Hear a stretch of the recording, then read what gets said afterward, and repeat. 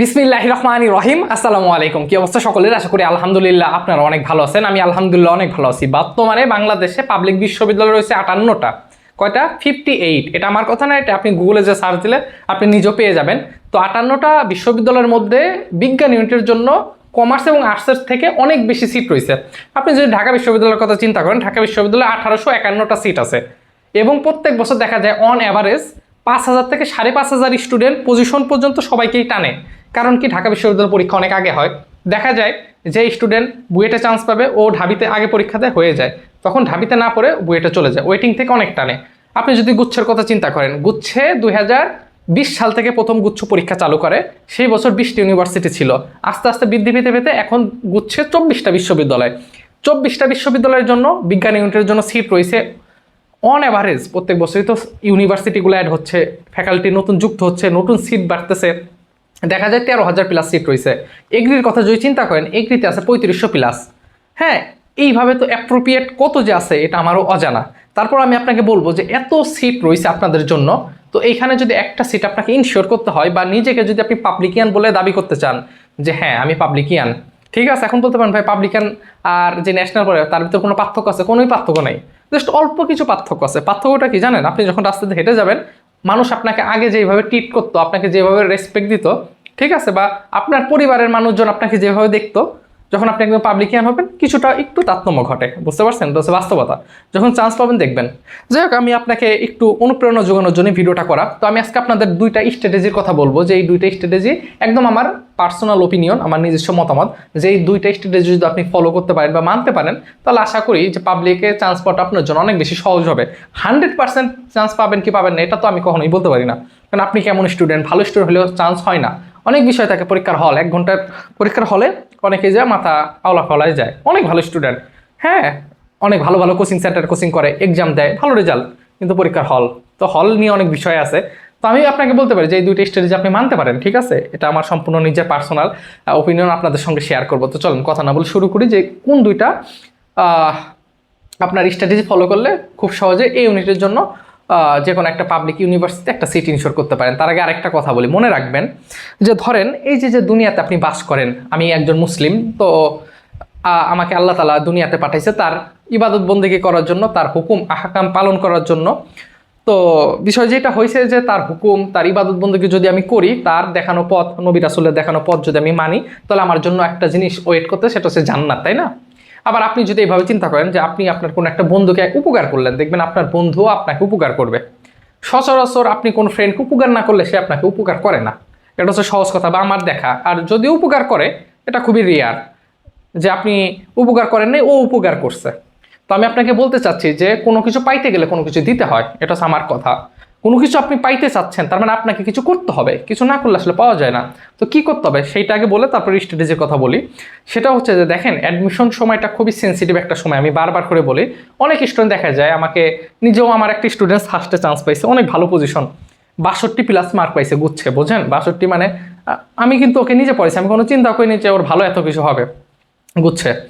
তো হয়ে যায়, ঠিক আছে। অ্যাডমিশন মৌসুমটা আসলে এরকমই, হ্যাঁ, মানে ওকে আমি একাডেমিকে পড়াইতাম, তো ভালো হয়েছে, যাক আলহামদুলিল্লাহ। তো কি করতে হবে? প্রথম কথা যে কিছু পাইতে হলে কিছু দিতে হয়। তাহলে আপনি কি পাইতে চাচ্ছেন?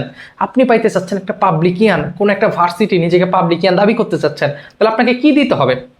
আপনাকে দিতে হবে সেটা হচ্ছে আপনাকে হিউজ পরিমাণ সময় দিতে হবে, এবং 2 নাম্বার কথা হচ্ছে আপনাকে এটার নাম কি বলে, স্যাক্রিফাইস। হ্যাঁ, স্যাক্রিফাইস দিতে হবে। স্যাক্রিফাইস মানে কি? স্যাক্রিফাইস মানে এই যে বিগত 3-4 বছর ধরেই তো হয়তো আপনারা ফোন চালান, 9-10 থেকেই তো বাপ মা ফোন দেয়, অনেকের আগেও দেয়। তো দেখা যায় ফোনের উপর অনেক বেশি অ্যাডিক্টেড, অনেক স্টুডেন্ট ফোনের প্রতি অনেক বেশি অ্যাডিক্টেড হয়ে পড়েন। মেইন কথা এটা না, মেইন কথা হচ্ছে যে আপনার যেই জিনিসটা আপনার পড়ায় ক্ষতি করবে, সেই জিনিসটা আপনাকে এখন স্যাক্রিফাইস করতে হবে, তারপর পড়াশোনা করতে হবে। কথা বুঝতে পারছেন? ওই 2 মিনিট করে পড়লাম আর 4 মিনিট ফোন টিপলাম, এটা পড়াশোনা না। হ্যাঁ, বিশেষ করে আমরা নিজেরাও ইউনিভার্সিটি লাইফে এই পড়াশোনা তো আসলে এখন এই ল্যাপটপ কেন্দ্রিক হয়ে গেছে, যে কোনো পিডিএফ বলেন, কোনো একটা আর্টিকেল বলেন, এই ফোন নেট এইগুলি পড়াশোনা করি। ওই যখন টুম করে একটা মেসেজ আসে, বাস এই হয়ে যায়। বুঝতে পারছেন? তো যাই হোক, আমরা আসি, এইগুলো একটু দূরে রেখে, হ্যাঁ, পড়াশোনা করতে গেলে দূরে রাখতে হবে। এখন প্রথম যে বিষয়টা, যে আমাদের যে স্ট্র্যাটেজি মানতে হবে, প্রথম যে কথা সেটা হচ্ছে আপনি অবশ্যই যে কোনো কোচিং করতে পারেন, এটা প্যাটার্ন না, যাই করতে পারেন, অনলাইন হোক অফলাইন হোক, আপনি অবশ্যই যেই জিনিসটা করবেন, Dhaka university, Rajshahi university, Jahangirnagar university আর সিইউ, ঠিক আছে, এই তো সিও, হ্যাঁ এই 4টা, আর এটা হচ্ছে আপনি এগ্রি। আপাতত 4টা না হোক, এই 3টা মাস্ট বি।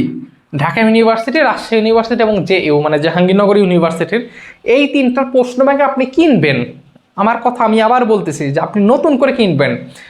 এখন বলতে পারেন কোন কোশ্চেন ব্যাংক কিনবো, আমি কোনো যেটা বলবো যে আমি একসময় পানকড়ি পাবলিকেশনের বই পড়তাম, পাবলিকেশন আছে, আপনি যখন বাজারে যাবেন জয়কলি পাবলিকেশনের ঢাকা ভার্সিটির প্রশ্ন ব্যাংক আছে, কথা বুঝান, অ্যাসপেক্ট সিরিজ আছে, ঠিক আছে, ইউসিসি পাবলিকেশনের বুলেট আছে, ককটেল আছে, তো অনেক পাবলিকেশন আছে না। আপনি বাজারে যাবেন, বাজারে যেয়ে বলবেন ভাই আমার ঢাকা বিশ্ববিদ্যালয়ের প্রশ্ন ব্যাংক দরকার, অধ্যায় ভিত্তিক হলে এটা আপনার জন্য ভালো। আমি আবার বলতেছি অধ্যায় ভিত্তিক যদি হয় তাহলে ভালো। অধ্যায় ভিত্তিক ওর বইয়ের মধ্যে আছে বিচিত্রা, জয়কলির, ওদের আবার অনেক সময় ভুল থাকে, যাই হোক আমি বলবো না। আপনি একটু বাজারে যাবেন, যায় এই ঢাবি রাবি এবং জাহাঙ্গীরনগর, জাবি মানে হচ্ছে জগন্নাথ বিশ্ববিদ্যালয় বোঝায়, এই 3টার প্রশ্ন ব্যাংক মাস্ট বি আপনি কিনবেন, কিনে আপনি এটা সলভ করবেন। আমি আবার বলতেছি আপনার যখন একটা অধ্যায় শেষ হবে, আমি বিষয়টাকে আরো সহজে বলি, ধরেন আপনি অন্তরীকরণ বা ডিফারেন্সিয়েশন করছেন, অনেকগুলা টাইপ করছেন, কিন্তু আপনি প্রশ্ন ব্যাংক সলভ করেন না, বিশ্বাস করেন আপনার পক্ষে চান্স পাওয়া মানে কি বলবো, চান্স হবে না। সহজ কথা, কারণ আপনি কোন একটা ইউনিভার্সিটির পরীক্ষা দেবেন, সেই ইউনিভার্সিটির প্রশ্ন সম্পর্কে আপনার আইডিয়া নাই, তো প্রশ্নটা আইডিয়াটা জেনারেট করবেন কিভাবে? অবশ্যই প্রশ্ন ব্যাংক দেখে বারবার প্রশ্ন সলভ করবেন। আমি আরও আপনাকে বুঝাই, ধরেন আপনি যখন ঢাকা বিশ্ববিদ্যালয়ের অন্তরীকরণ পার্টের প্রশ্ন ব্যাংক সলভ করবেন 2017, 18, 19, তখন দেখবেন ওই সেম প্রশ্নটাই জাহাঙ্গীরনগরে আসছে 22 সালে। আমি এইটাই বুঝাইতে চাচ্ছি যে দেখবেন ম্যাক্সিমাম ক্ষেত্রে হয় ঢাকা ভার্সিটির প্রশ্ন অনেক বিশ্ববিদ্যালয়গুলো রিপিট করে, হ্যাঁ ঢাবি থেকে নিয়ে অনেক প্রশ্ন ইউনিভার্সিটিগুলো রিপিট করে। আমি বলবো যে বিগত 15 বছরের প্রশ্ন অবশ্যই সলভ করবেন এই 3টা। এরপর আসেন গুচ্ছ,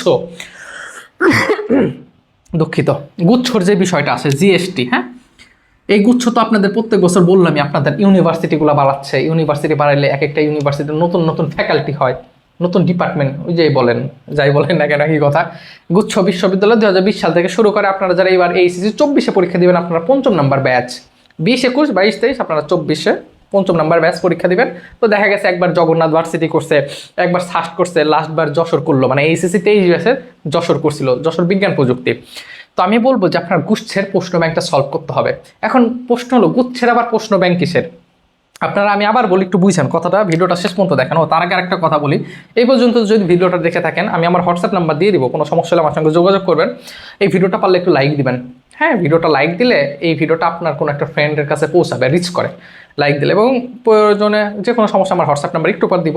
আর সাবস্ক্রাইব করে রেখে না পরবর্তী ভিডিও পাওয়ার জন্য। দেখেন গুচ্ছের যে বিষয়টা আমি বললাম যে গুচ্ছের শুরু হয়েছে কবে, গুচ্ছ প্রশ্ন শুরু হয়েছে কিন্তু 20 সালে, এবং এইচএসসি 20 হচ্ছে অটোপাস যখন করছিল তখন থেকে গুচ্ছ চালু হয়, এবং 20টা ইউনিভার্সিটি নিয়ে 2020 সালে শুরু হয়েছে। তো এর আগে দেখা যায় যে 19, 18, 17 এই সালগুলোতে কিন্তু বিশ্ববিদ্যালয়গুলো ইন্ডিভিজুয়ালি পরীক্ষা হতো। আমি আবার বলি 19, 18, 17 এইগুলো সাস্ট আলাদা, বরিশাল বিশ্ববিদ্যালয়, তাহলে আপনি যদি বরিশালে পরীক্ষা দেওয়ার ইচ্ছা থাকতো আপনার বরিশালে যাওয়া লাগতো, পটুয়াখালী যদি পরীক্ষা দিতে চান মানে চাইতো যারা, যাওয়া লাগতো। আর এখন একটা মাত্র পরীক্ষা। তো গুচ্ছের প্রশ্ন কারা করে? ওই যে বললাম 20 সালে কিন্তু প্রশ্ন করছে জগন্নাথ, ঠিক আছে, আবার এই যে 23 সালে করছিল জাস্ট, 22 সালে করছে সাস্ট। তো আপনার অবশ্যই এই গুচ্ছের জন্য যেই প্রশ্ন ব্যাংকটা পড়া খুব জরুরি, আমি আবার বলি সেটা হচ্ছে অ্যাটলিস্ট মাস সাস্ট পড়বেনি, জাস্ট, এরপর আছে পাস্ট, নোয়াখালী বিজ্ঞান প্রযুক্তি, এনইউএসটি না এনএসইউটি এরকম কিছু, হ্যাঁ Noakhali science and technology university, যাই হোক, আর হচ্ছে জেএনইউ, ঠিক আছে। এখন কথা হলো এই প্রশ্ন ব্যাংকটা আপনি পাবেন কোথায়? কারণ এই প্রশ্নটা হয়েছে 2020-এর আগে, সাস্ট প্রশ্ন করছে 2019 লাস্ট, এখন ওরা তো এখন প্রশ্ন করে। এই জন্য আমি আপনাকে বলবো সেটা হচ্ছে যে আমি এই বছর যারা এই ভিডিওটা দেখতেছেন, গুচ্ছ প্লাস ঢাকা ভার্সিটির আমি নিজে প্রশ্ন ব্যাংকগুলো সলভ করাই, প্রত্যেকটা অধ্যায় ভিত্তিক। তাহলে আপনি প্রশ্ন প্যাটার্ন সম্পর্কে জানতে পারবেন, সাস্ট করাবো, জাস্ট করাবো, জগন্নাথ করাবো। তো অনেক জায়গায় আমি জানি যে আপনারা অনেক জায়গায় অনেক কোচিং করতেছেন, তো চাইলে আপনারা আমার এই পেইড বেসে ভর্তি হতে পারেন। আমি শুধু এখানে ফিজিক্স আর ম্যাথ পড়াই, পিআরএম, হ্যাঁ পিএম মানে আবার অন্য কিছু ভাবেন না, পিতে ফিজিক্স, এমতে ম্যাথ, ফিজিক্স আর ম্যাথ পড়াই 750 টাকা করে। বিস্তারিত প্রথম কমেন্টে দিয়ে আছে, এবং আমার হোয়াটসঅ্যাপ নাম্বার হয়তো আপনারা দেখতে পাচ্ছেন, আমার সঙ্গে যোগাযোগ করেন। এবং এটা বলতে হয়, ঠিক আছে, আশা করি হতাশ হবেন না, হ্যাঁ কারণ কোশ্চেন ব্যাংক ছাড়া কোনো উপায় নেই, আপনি যত বেশি প্রশ্ন সলভ করবেন এই 3টা তো কিনবেনই। এবং গুচ্ছের দেখবেন বাজারে অনেক গুচ্ছের প্রশ্ন ব্যাংক পাওয়া যায়, কিন্তু এখানে এত প্রশ্ন আপনি পাবেন না, বিগত 4-5 বছরের আছে, তারপর অনেকে একটু খুঁজেন, হ্যাঁ জয়কলি টয়কলি বা অনলাইনে খুঁজেন, যে যদি পান তো আলহামদুলিল্লাহ ভালো, প্রশ্ন সলভ করবেন, কিন্তু প্রশ্ন সলভ করলে তো হবে না, বুঝে বুঝে করতে হবে। তো চাইলে হইতে পারেন হোয়াটসঅ্যাপে নক দিয়েন, বিস্তারিত প্রথম কমেন্টে বলা আছে। ওকে, তো আপনি অবশ্যই প্রশ্ন সলভ করবেন। আমি আবার বলি যে প্রথম স্টেজে আপনি যত বেশি প্রশ্ন সলভ করবেন, দেখেন 15 বছরের প্রশ্ন যদি সলভ করেন, আপনি একটা জিনিস চিন্তা করেন, ঢাবির 15 বছরের সলভ যদি করেন, তো ঢাকা ভার্সিটি তো এখন 60টা এমসিকিউ হয়, কিন্তু আগে কিন্তু 60টা এমসিকিউ হতো না। আগে কিন্তু রিটেন পার্ট ছিল না, রিটেন পার্ট ঢাকা ভার্সিটিতে যুক্ত করে 2019 সালে। তার আগে থেকে কিন্তু আবার এমসিকিউ 100টা হতো, তাহলে 100টা করে এমসিকিউ যদি আপনি সলভ করেন, কত এমসিকিউ হয়। রাজশাহী ইউনিভার্সিটি আছে, রাজশাহী ইউনিভার্সিটিতে আবার 4টা শিফটে পরীক্ষা হয়, 4টা শিফট। কথা বুঝতে পারছেন, দেখা গেলো সকাল 10টা থেকে 11টা, আবার 11:30 থেকে 12:30, আবার দুপুর 2টা থেকে, তো 4টা করে শিফট যদি সলভ করেন। জাহাঙ্গীরনগরে আবার AHD ইউনিট আছে, AH এবং ডি ইউনিট। এখন আরে সৌতটা লেখছি কেন বড়, ডি ইউনিট। এখন এইচ ইউনিটটা এর ভিতরে কনভার্ট করছে, বুঝছেন, এ আর এইচ মিলে একটা ইউনিট হয়েছে, হ্যাঁ, আর ডি ইউনিট তো আলাদা। হ্যাঁ, সো প্রশ্ন ব্যাংক যদি সলভ করেন তাহলে কত হয়ে যাচ্ছে না, এই গেল। তাহলে প্রথম স্ট্র্যাটেজিটা হচ্ছে যে আপনি একটা অধ্যায় পড়লেন, তারপরে প্রশ্ন ব্যাংকটা সলভ করলেন, এইগুলো তো মাস্ট বি সলভ করবেন, একদি আছে গুচ্ছ সলভ করলেন। দ্বিতীয় নাম্বার যে কথাটা, সেটা হচ্ছে সবচেয়ে গুরুত্বপূর্ণ। হ্যাঁ, দ্বিতীয় নাম্বার যেটা, সেটা হচ্ছে এক্সাম। এটার কোনো বিকল্প নেই, কথা বুঝছেন। আপনি যদি এক্সাম না দেন তাহলে আপনি বুঝতে পারবেন না যে আপনার বর্তমানে কি পজিশন বা কি সিচুয়েশনের মধ্যে আপনি আছেন। আপনি অনেক ভালো পারেন, কিন্তু আপনি হয় না, দেখেন দু একটা কথা বলি, অনেক স্টুডেন্ট দেখবেন যে অনেক ভালো, আপনি নিজেও দেখবেন কি রে, ও জিপিএ 5 গোল্ডেন এ প্লাস, যদিও গোল্ডেন এ প্লাস বলে কোনো ওয়ার্ড নাই, আমরা প্রত্যেকটা সাবজেক্টে 80-এর উপরে মার্ক পেলে আমরা গোল্ডেন বলে বলি। তো দেখা যায় কোনো বিশ্ববিদ্যালয়ে চান্স হয় না। চান্স হওয়ার না হওয়ার পিছনে এই একটা কারণ থাকে, এক্সাম। এবং দ্বিতীয় কথা, হল স্ট্র্যাটেজি বলে কথা আছে। আপনি পরীক্ষার হলে যাবেন, আপনি যখন যাবেন রাস্তা দিয়ে, তখনই দেখবেন, ওই যে আমার কথা, ওই যে আমার হচ্ছে সিট পড়ছিল আদম আপনার Azimpur girls school and college, বুঝছেন। তো আমি তো একা ঢাকা শহরে, আমার হোম টাউন হচ্ছে রাজবাড়ী। তো তার আগের দিন ঢাকা শহরে গেছি, ঠিক আছে, ঢাকা শহরে গেছি।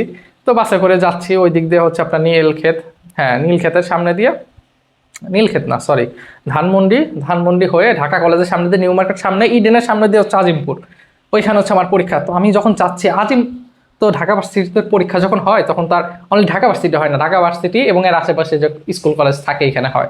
তো ইডেন কলেজও পরীক্ষা হয় ঢাকা ভার্সিটির। তো ওই ইডেন কলেজটা শুরু করে চারপাশে দুই কোণা দিয়ে দেখি যে খালি গার্জিয়ান আর স্টুডেন্ট, আর সবার হাতে বই, সবাই পড়াশোনা করতেছে ওই যে ফুটপাতের উপরে পড়া। আমি তো এই দেখি, এই দিয়ে আল্লাহ, এত স্টুডেন্ট, এই চিন্তা কিন্তু আপনার করা যাবে না। প্রত্যেক বছর একটা জিনিস বলি, ঢাকা ইউনিভার্সিটি 1 লক্ষ বা 1,20,000 বা 1,30,000 যাই পরীক্ষা দিক না কেন, অন এভারেজ দেখা যায় 100-র ভিতরে কেউ যদি 56-57 পায়, তার সিট ইনশোর। তো এই সব এই যে ডিপ্রেশন কাজ করে, তখন এত কিছু তো আর বুঝতাম না, এত কিছু তখন ছিল না। এইচএসসি 19 ব্যাচ আমি, বুঝছেন, এইচএসসি 19। তো এখন তো মনে করেন করোনার পর কত ইউটিউব চ্যানেল আছে, কত ভাইয়ার আসছে আপনাদের জন্য, এখন তো সবকিছু অনেক সহজ হয়েছে। আমিও করোনার পর শুরু করছি, তো বুঝতে পারছেন। তো এই যখন এই সব বলবো, ভালো লাগা কাজ করবে যে হ্যাঁ, মানুষ 1.5 লাখ পরীক্ষা দিক, আপনার কি, কারণ আপনার তো ভাই কইছে 100-র ভিতরে 56-57 পাইলে হয়। এটা আমার কথা না, লাস্ট কিছুদিন রিসার্চ করলে, মানে লাস্ট কিছু ইয়ার রিসার্চ করার কথা আমি বলতেছি, বুঝছেন। তো এই হচ্ছে কথা। তো ঘাবড়ানোর দরকার নেই, হল স্ট্র্যাটেজি বলে কথা আছে। অনেক স্টুডেন্ট আছে, এত স্টুডেন্ট দেখেই ঘাবড়া যায়, পরীক্ষার হলে একটা ভুল হয় মাথা আওলায় ফালায় যায়, কথা বুঝছেন। তো এক্সামের উপর কোনো বিকল্প নেই। এখন কথা হলো এক্সামটা কেমনে দিবেন। আমি আবার বলতেছি, এক্সাম আপনি যত বেশি দিবেন তত আপনার ভালো। এই এক্সামের জন্য আমার তো ধরেন অনলাইনে ফিজিক্স আর ম্যাথে আমি পড়াই, কিন্তু আমার এই বছর একটা ব্যাচ আছে, এক্সাম ব্যাচ। এই এক্সাম ব্যাচ এত পরিমাণ ডেডিকেটেড স্টুডেন্ট, আমি এই যে ভিডিও করতেছি, ভিডিও করার আগে ওরা হয়তো বা ভিডিওটা দেখবে, মানে ওরা খুবই ডেডিকেটেড। হ্যাঁ ভাই, আপনি আমাদের সঙ্গে গাইডলাইন কোনো কথা বলেন না, এটা সেটা, হ্যাঁ ওরা খুবই ডেডিকেটেড। এবং এইখানে যত স্টুডেন্ট আছে, আমার কেন জানি মনে হয় যে প্রত্যেকটা স্টুডেন্ট চান্স পাবে, ঠিক আছে। ওরা খুবই ডেডিকেটেড, পড়ার প্রতি খুবই আগ্রহ। তো আপনি চাইলে আমার এই এক্সাম ব্যাচেও অ্যাডমিট হতে পারেন, বিস্তারিত প্রথম কমেন্টে পিন করা আছে, অথবা আমার হোয়াটসঅ্যাপ নাম্বার দিয়ে আছে। আমি আবার বলতেছি, আমার সঙ্গে যোগাযোগ করতে পারেন। কারণ আমার অনেকে আবার বলে যে ভাই আমি পার্সোনালি করতে চাই, নক দিন, আমার হোয়াটসঅ্যাপে নক দিন, ইনশাল্লাহ কথা হবে, কোনো সমস্যা নেই। আপনাদের জন্য অনেক দোয়া করি যেন আপনারা নিজেকে পাবলিকিয়ান হিসেবে দাবি করতে পারেন। এবং আসলে পাবলিকিয়ান হইলে পারে, ধরেন মানুষ আপনাকে অন্য চোখে দেখবে, এটা হচ্ছে সত্য কথা। হ্যাঁ, রাস্তায় যখন আসলে হেঁটে যাবেন, মানুষ বলবে গায়ে ধরেন, আমার তো জার্সি ফার্সি কই নাই, কাছে নাই, ঠিক আছে। যাই হোক, যখন যাবে মানুষ যে উফ ওই ভার্সিটিতে পড়ে ভাই, তো আসলে জোস, ঠিক আছে। তখন আপনাকে মেয়েকে কোনো রিকোয়েস্ট পাঠাইতে হবে না। আপনারা যে এখন ফেসবুক চালান, সময় নষ্ট করেন, এগুলো তখন করবেন না, দেখবেন মেয়েরাই উল্টা আপনাকে পাঠাবে, ঠিক আছে। যাই হোক, বাদ দেন এগুলো। সবাই দিনের পথে থাকবেন, হারাম থেকে বেঁচে থাকবেন। অন্য সময় অন্য কোনো বিষয় নিয়ে ইনশাল্লাহ কথা হবে। আর পরিশেষে একটা কথাই বলতে চাই যে আসলে আল্লাহ তাআলা দুনিয়াতে আমাদেরকে পাঠাইছে তার ইবাদত বন্দেগী করার জন্য, কিন্তু আমরা ওইখান থেকে সরে আসছি, বুঝছেন, পুরোপুরি সরে আসছি। জীবনটা নিয়ে অনেক বেশি টেনশন কাজ করে, তাই না। ভার্সিটি পড়তে হবে, পাবলিকে পড়তে হবে, এইখানে আল্লাহ তাআলা আমাদের এত পরিমাণ কষ্ট ঢোকাই দিচ্ছে আমাদের ভিতরে, যা তোর কষ্ট দিয়ে দিলাম, এবার যা পারিস কর, এই কারণে আমাদের এত বেশি কষ্ট। কিন্তু দেখেন মারা কিন্তু যাইতে হবে, আল্লাহ তাআলা আমাদের যা হুকুম দিচ্ছে কিছুই করি না, 5 ওয়াক্ত নামাজই মসজিদে যাই না আমরা, তাই না? তো বড় ভাই হিসাবে আপনাদের কাছে অনুরোধ, এই কথাগুলো বললাম যাতে আমার ইমানটা একটু বাড়ে, কারণ আমার ইমান অনেক দুর্বল, বুঝছেন, সকালে ইমান থাকে বিকালে নাই হয়ে যায়, এই হচ্ছে পরিস্থিতি। দিন দিন তো কিয়ামতের, মানে এগুলো কিয়ামতের আলামত, এখন যা হচ্ছে দুনিয়াবি দেখেন তো, রাস্তাতে যাই এসব বাদ দেন, সব কথা বাদ দিই, কথা বন্য কোনো ভিডিওতে। ভালো থাকবেন, নিজে খেয়াল রাখবেন, ভালো লাগলে লাইক সাবস্ক্রাইব করে এখানে হোয়াটসঅ্যাপে নক দিয়ে, আর টাকা যদি থাকে তাহলে ভর্তি হয়ে যান, আমারও কিছু টাকা আসলো এই আর কি। নিজের খেয়াল রাখেন, আসসালামু আলাইকুম।